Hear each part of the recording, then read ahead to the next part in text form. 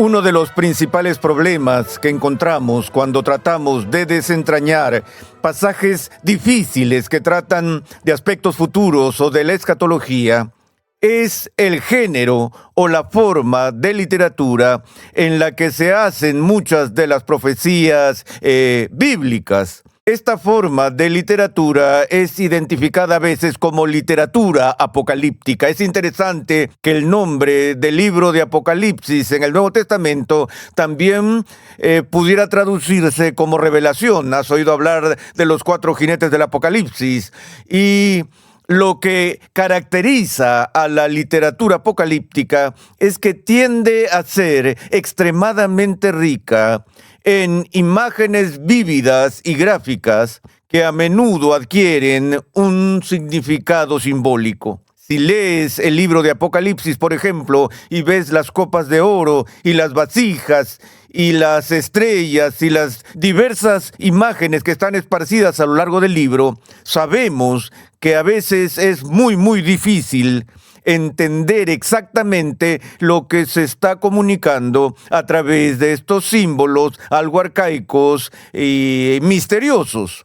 También hace que la literatura apocalíptica esté abierta a las formas de especulación más fantasiosas, donde las personas encuentran todo tipo de significados ocultos en estos símbolos. Eso explica en parte la gran diversidad que vemos en los puntos de vista de la escatología. Pero cuando estamos viendo los problemas que han sido planteados por la alta crítica sobre la credibilidad de la Biblia y de Jesús, quiero ver sobre todo el discurso del Monte de los Olivos. Por esta razón, en realidad por un par de razones. Primero, porque aquí es donde la crítica ha apuntado principalmente sus armas, es decir, en la enseñanza de Jesús en el Monte de los Olivos con respecto a su venida futura. En segundo lugar, aunque obviamente hay elementos en este discurso que son imaginativos en el sentido de que se emplean imágenes vívidas, sin embargo, el hilo principal de este discurso sigue el patrón didáctico normal de la literatura que encontramos a lo largo de los evangelios. También vemos que el contenido del discurso del Monte de los Olivos está contenido en los 3 llamados evangelios sinópticos. De modo que tenemos la versión de Mateo en Mateo 24, la versión de Marcos en Marcos 13, y la versión de Lucas en el capítulo 21 de su evangelio. Entonces, uno de los aspectos interesantes, si tienen tiempo para hacerlo, es ver una armonía de los evangelios y comparar en columnas laterales los diversos matices que proporcionan los 3 escritores sinópticos. Pero de nuevo, este pasaje que es tan crucial para nuestra consideración de la escatología, se llama el discurso del Monte de los Olivos, porque fue una discusión que Jesús tuvo con sus discípulos en el Monte de los Olivos.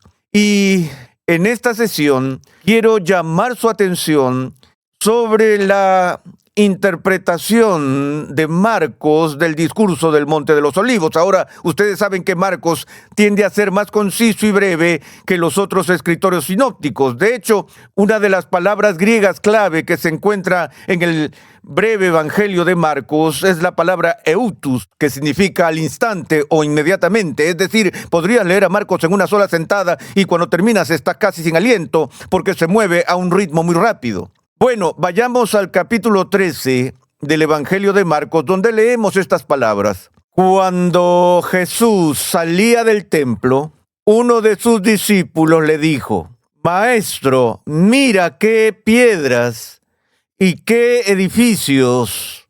Y Jesús le dijo: ¿ves estos grandes edificios? No quedará piedra sobre piedra que no sea derribada. Permítanme comentar sobre esto. Obviamente la progresión aquí es que los discípulos se han alejado del templo y si has estado en Jerusalén, sabes que el Monte de los Olivos está a un tiro de piedra de la ciudad de Jerusalén, desde donde se puede ver la ciudad de Jerusalén. Hay un valle en el medio. Y la pared que da al Monte de los Olivos es la pared del templo. Entonces, obviamente, mientras salían del área del templo, Jesús hace este comentario mientras él y sus discípulos se dirigen hacia el Monte de los Olivos. Dijo: ¿ves estos grandes edificios? No quedará piedra sobre piedra que no sea derribada. Una de las grandes ironías de toda esta discusión sobre la credibilidad del Nuevo Testamento y la credibilidad de Jesús es que el cumplimiento de futuras profecías ha sido uno de los principales argumentos utilizados por los estudiosos para defender la autoridad de la Biblia y su origen sobrenatural. Porque ¿de qué otra manera podrían los eventos que tienen lugar muchos años o siglos después de que la profecía ha sido dada, podemos explicar las profecías cumplidas como las miles de profecías que se han cumplido en la vida de Jesús hasta el pueblo en el que nació? Ese tipo de temas. Bueno, en el Nuevo Testamento, en términos de las profecías del Nuevo Testamento, tal vez no haya dos profecías en el Nuevo Testamento que se cumplan con una precisión histórica tan asombrosa. Esas dos profecías, en cuanto a su cumplimiento, deberían ser suficientes para silenciar las bocas de los críticos para siempre. Jesús predijo claramente de antemano la destrucción del templo judío y la destrucción de la ciudad de Jerusalén. Añade a eso la dispersión de los judíos a todas partes del mundo, como se agregó en Lucas 21. Ahora, sabemos que estas profecías se hicieron antes de que ocurriera el momento en que el templo realmente fue destruido y la ciudad fue arrasada por los romanos en el año 70 después de Cristo. Esa fecha, el año 70 después de Cristo, para la destrucción de Jerusalén y la destrucción del templo herodiano, es una de las fechas mejor atestiguadas para cualquier evento que haya sucedido en el mundo antiguo. Simplemente nosotros sabemos en qué año ocurrió. Ahora, antes de eso, unos 40 años, cerca de 40 años antes del evento, Jesús de Nazaret es reportado por los escritores de los evangelios, algunos de los cuales sin duda están escritos antes de este evento, predice un evento futuro que era absolutamente impensable para el judío de ese día. Decir que ese templo, con sus piedras herodianas, que es una de las maravillas del mundo antiguo, sería completamente arrasado. Y que para el judío pensar que la ciudad sagrada de Jerusalén sería aniquilada y pisoteada por los gentiles no era algo que la gente adivinara a modo de proyección de pronósticos. Estas fueron predicciones radicales sobre el futuro, y el que se cumplieran con una precisión tan asombrosa, como dije, debería ser un argumento muy útil para la apologética. Desafortunadamente, Jesús hace estas predicciones sobre el templo y Jerusalén en el mismo contexto en el que él habla de su venida en nubes de gloria. Y esto viene a ser parte de la mezcla de la profecía. Y esa parte es la que es problemática con respecto a su cumplimiento. Aquí, ese texto, que debería ser una de las mayores pruebas de la credibilidad de Jesús y de la Biblia, se ha convertido en el mismo texto en el que los críticos se centran para refutar las Escrituras y las afirmaciones de Cristo. Pero vemos desde el principio la predicción sobre la destrucción del templo. Versículo 3. Y estando él sentado en el monte de los olivos frente al templo, Pedro, Jacobo y Juan y Andrés le preguntaban en privado: dinos, ¿cuándo sucederá esto? ¿Y qué señal habrá cuando todas estas cosas se hayan de cumplir? ¿Entiendes la pregunta? Jesús se sienta con sus discípulos. Él acaba de hacer esta increíble predicción y le están haciendo dos preguntas. Dinos cuándo, no dónde, ni cómo, ni qué, ni quién, cuándo. Esa es una pregunta con respecto al tiempo. Los discípulos quieren saber cuándo va a suceder todo esto. Más simple no puede ser. Una forma interrogativa sencilla. Y la segunda pregunta es, ¿cuál será la señal? ¿Qué nos señalará el momento? ¿Qué nos guiará o nos mostrará una señal de la inminencia de todo esto? ¿Cuándo ocurrirán todas estas cosas? ¿Cuál será la señal? Esas son las preguntas. Y Jesús comenzó a decirles, miren que nadie los engañe. Muchos vendrán en mi nombre diciendo, yo soy el Cristo, y engañarán a muchos.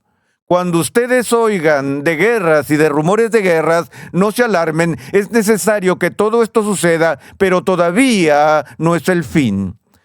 Porque se levantará nación contra nación y reino contra reino, y habrá terremotos en diversos lugares, y habrá hambres. Esto solo es el comienzo de dolores. Ahora, estos aspectos que Jesús acaba de explicar tienen que ver con la respuesta a la pregunta de cuál será la señal del cumplimiento de todos estos aspectos. En la nomenclatura popular, estos eventos de los que él habla, que tienen que ocurrir, guerras y rumores de guerras, naciones que se levantan contra naciones, terremotos y hambrunas y todo este tipo de eventos, se llaman popularmente en la nomenclatura cristiana ¿qué? Las señales de los últimos tiempos. Hace poco leí un artículo en el que alguien estaba dando un estudio sobre un aumento en la frecuencia de terremotos medibles en el siglo XX con respecto a siglos anteriores, el número de hambrunas que se han reportado en todo el mundo, la cantidad de violencia que se ha registrado en el siglo XX con las guerras y rumores de guerras que hemos tenido. Todo al servicio de llegar a la conclusión de que Cristo vendrá cualquier día, porque estamos viendo las señales de los últimos tiempos que se cumplen rápidamente.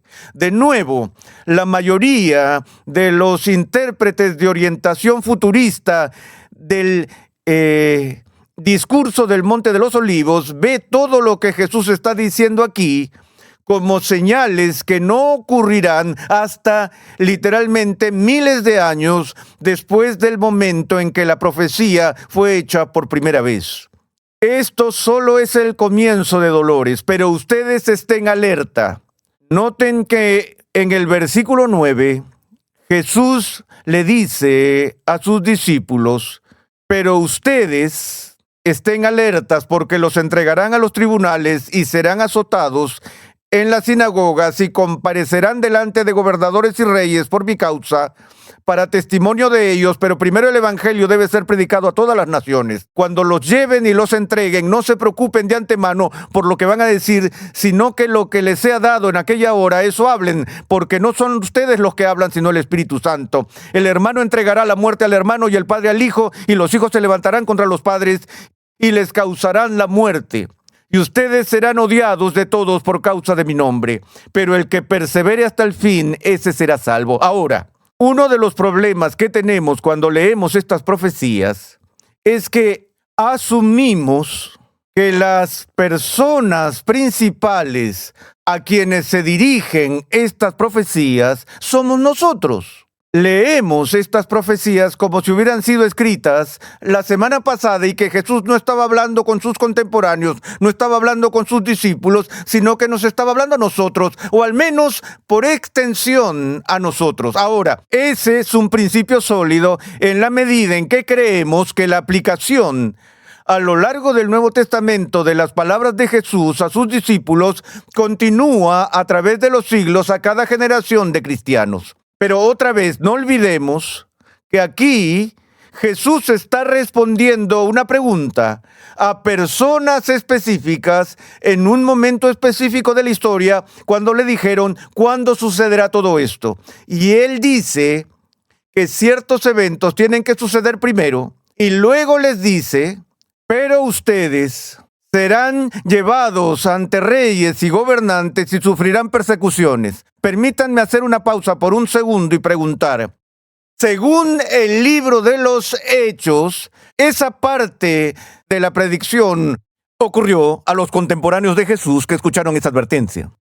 Sí, realmente ellos fueron perseguidos en ese tiempo. Él dijo, pero ustedes estén alertas porque los entregarán a los tribunales, serán azotados, comparecerán. Ustedes, cuando los entreguen. Luego el versículo 14, pero cuando vean la abominación de la desolación de la que habló el profeta Daniel, puesta donde no debe estar, que el que lea que entienda, y esta es una parte muy misteriosa del texto, entonces los que estén en Judea huyan a los montes, y el que esté en la azotea no baje ni entre a sacar nada de su casa, y el que esté en el campo no vuelva a tomar su capa. Pero hay de las que estén encinta y de las que estén criando en aquellos días. Oren para que esto no suceda en el invierno, porque aquellos días serán de tribulación, tal como no ha acontecido desde el principio de la creación que hizo Dios hasta ahora, ni acontecerá jamás. Si el Señor no hubiera acortado aquellos días, nadie se salvaría, pero por causa de los escogidos que Él eligió, acortó los días. Ahora, aquí escuchamos sobre la abominación de la desolación y escuchamos sobre la gran tribulación, popularizada en el libro más vendido, La agonía del gran planeta Tierra.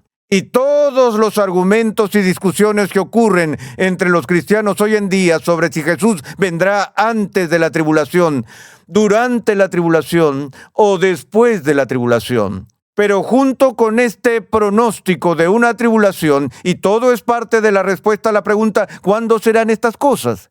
Jesús da instrucciones específicas sobre cómo evitar la tribulación.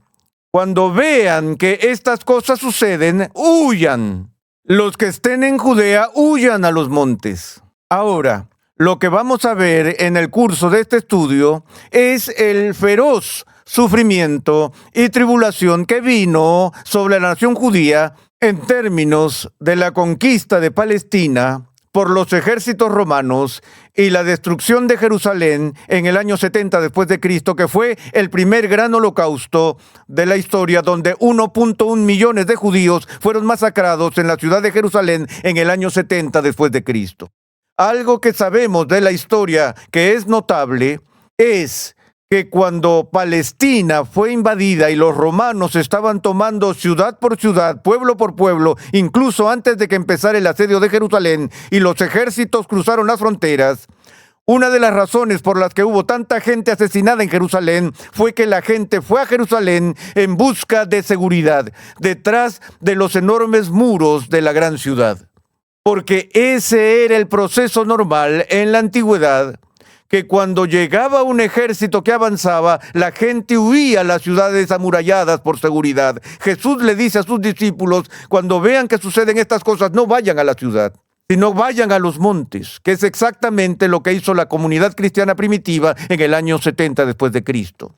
Los judíos huyeron a la ciudad, los seguidores de Jesús prestaron atención a estas advertencias y huyeron a otra parte. Ahora, continuemos. Si alguien les dice, miren, aquí está el Cristo, o miren, allí está, no lo crean, porque se levantarán falsos cristos y falsos profetas y mostrarán señales y prodigios a fin de extraviar, de ser posible, a los escogidos. Pero ustedes estén alerta, vean que se le ha dicho todo de antemano. Pero en aquellos días, después de esa tribulación, el sol se oscurecerá y la luna no dará su luz, las estrellas irán cayendo del cielo y las potencias que están en los cielos serán sacudidas. Entonces verán al Hijo del Hombre que viene en las nubes con gran poder y gloria, y entonces Él enviará a los ángeles y reunirá a sus escogidos de los cuatro vientos, desde el extremo de la tierra hasta el extremo del cielo.